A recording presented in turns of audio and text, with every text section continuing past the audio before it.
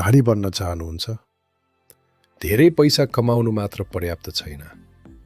यी 10 बानी आजैदेखि सुरु गर्नुहोस्। 1. कमाई बढाउनुहोस्। खर्च घटाउनु मात्र पर्याप्त हुँदैन। 2. कमाई भन्दा कम खर्च गर्नुहोस्। 3. हरेक महिनाको केही पैसा अनिवार्य बचत गर्नुहोस्। 4. बचत भएको पैसा निष्क्रिय नराखी लगानीबारे सिक्नुहोस्। 5. ऋण लिँदा आवश्यकता र क्षमता दुवै हेर्नुहोस्। 6.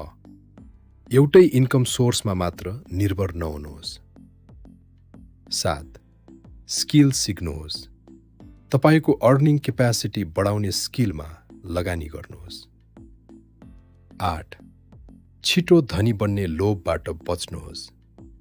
डबल योर मनी जस्ता सजिला बाचाबाट सावधान। 9. कम्पाउन्ड ग्रोथको शक्ति बुझ्नुहोस्।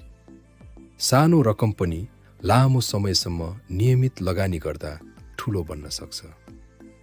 10. पैसाको हिसाब राख्ने बानी बसाल्नुहोस्। कहाँबाट पैसा आयो र कहाँ गयो थाहा हुनुपर्छ। तपाईको विचारमा धनी बन्न सबैभन्दा महत्त्वपूर्ण कुरा के हो? कमेन्ट गर्नुहोस्।